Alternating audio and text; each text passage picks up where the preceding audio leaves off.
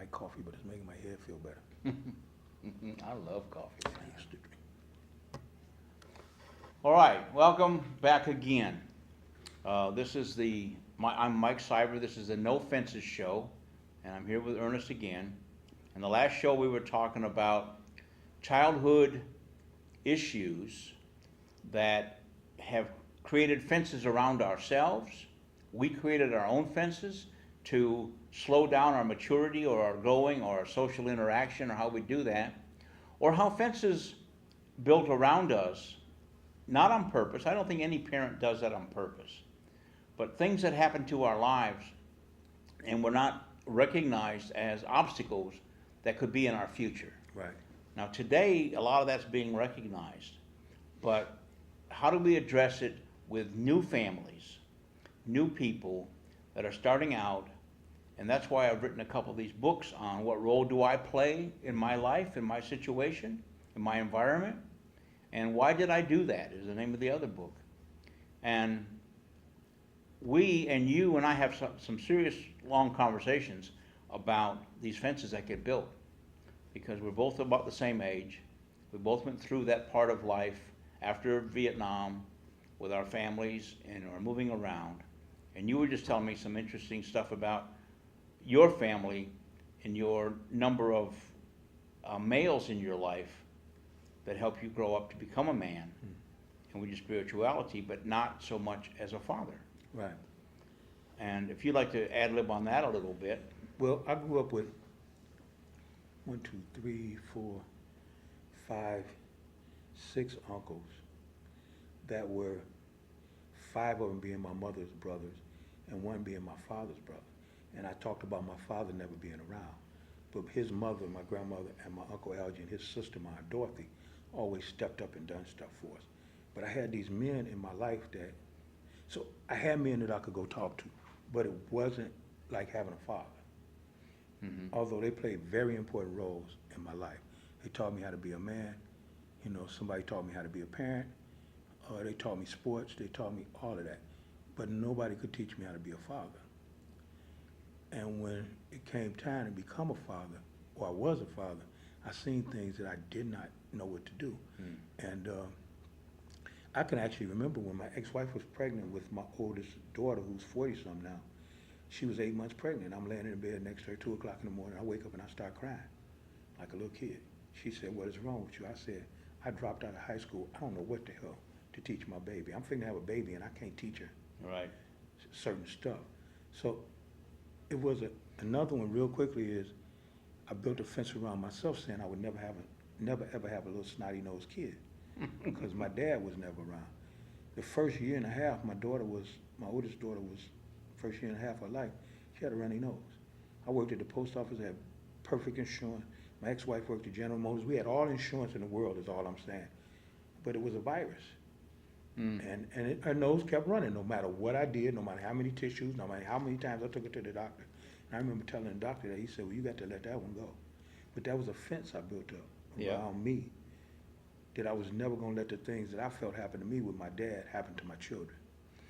And, you know, we do that. And one of the things that I built, and again, it was unconscious and subconscious because my dad was gone. Mm-hmm. He was never around. Mm-hmm. And when I grew up, I got married to a nice lady. Mm-hmm. We had 3 children. Okay. But at the time, I was a commercial oil field deep sea diver. Right. Gone all the time. I used to do what they call it 3-in-1. I do 3 days on, get a day off. Right.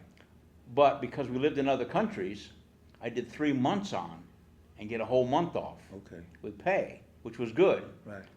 And I felt very comfortable that I was providing for my family. Mm-hmm. And I was. We earned really good money, and they were comfortable. They had all the money they needed, but they never had me. Right. I was never there, and when I'd come home after 30 days, the world had to revolve around me. It shouldn't have, but it did in my mind. Right. In my mind, I thought I was doing the right thing. I was providing for them. They wanted for nothing. Right. But my children tell me today that really all they really wanted was me. Right.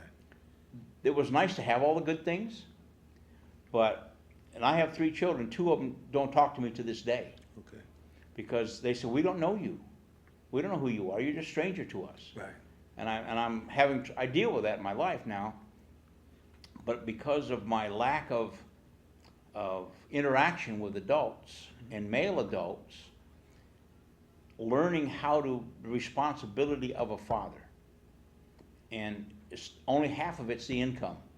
Okay. Only half of it is the breadwinner side of the family. Right. And also in our age, men were the breadwinners. Right. I mean, that's all there was to it. Correct. And that's not so much today, and I'm glad, because now they can share the load, except when there's young children in the house, where mothers should be able to stay home and take care of that, and I support that 100%. But that whole concept about breadwinning dads was all I knew. And I wasn't taught that, I just heard it. You know, dad goes to work and dad comes home and and the mom feeds the family. Right. Dad goes to work and dad comes home. That was a huge fence all the way up until my wife and I ended up getting divorced. Okay. That was for different reasons. It was a lot of drug abuse and stuff that I was doing at the time. But these are the things, these fences we build around each other. And my concern is today that, sure, there's parents are working and they're not going away 3 months at a time, or not many of them do. And they come home at night. What do? Do they sit in front of the TV? How many men actually come in the house and tell their wife to sit down and I'll make dinner? Or sit down and I'll do the laundry or whatever. The ones that I deal with, and we do a lot in our counseling practice, Right. They don't do that. No. They still want to be treated as men, and I'm the king of this castle Right. while I'm home. And, you know, there's a lot of talk about how many hours a day a mother works, which is a lot more than men do. Right. But that's not considered As work, Right. and it should be. Yeah. And I agree with that. I remember I had a pastor, and he had a bunch of daughters, and he had 2 sons, about 6 daughters. But I remember he was doing a sermon one time, and he said, women are the weaker sex. He said, I don't think so. He said, if you think so, I want you to go home, put on some high heels, and put a 30-pound baby on your hip, and start cleaning, washing dishes, doing clothes, do all that, hauling that baby around, and then tell me how weak they are. But it's like you say, they don't get credit for what they do. No. They babysit all day, but you don't call it babysitting because it's their child. They wash dishes, they do clothes, they mop floors, they make sure the children are fed, they deal with emotional issues that the children have, and in a lot of cases prior to the father coming home. Yep. Because when the kid come home from school and he all messed up, you can't say, sit here till dad come and he'll work that out. You got to try and console your child. So it's, again, I was talking about my uncles being around me, and all of my first cousins had their father in their life, and I didn't. And how do we deal with that today? And that's why we started this No Fences company. It's a nonprofit organization that we're trying to get into the communities to talk about reducing and knocking down the fences. Okay. And it's even more difficult sometimes with mom and dad both working to pay the bills, Right. which is, that's another whole topic of conversation by itself. Yes, it is. Why do both couples have to work to just make the ends meet? And then while they're working, who's taking care of the kids? Exactly. And schools are not parents. Schools are educators, not parents. Correct. But so many parents today have to let the school parent their children. Well, we got less than a minute left on this show, and please, if you think about coming in to talking about No Fences or the fences built around you or things that have happened, please check our website, give us a call, email us on the email address on the screen, and come in and talk on the show. Tell us how you feel about No Fences. Ernest and I will be back here in another couple weeks. Yes. And talk about some more fences that we've tried to knock down in our lives. Okay. Thanks for inviting me, sir. Thank you, Ernest. You're welcome. For coming on board. Look forward to seeing you.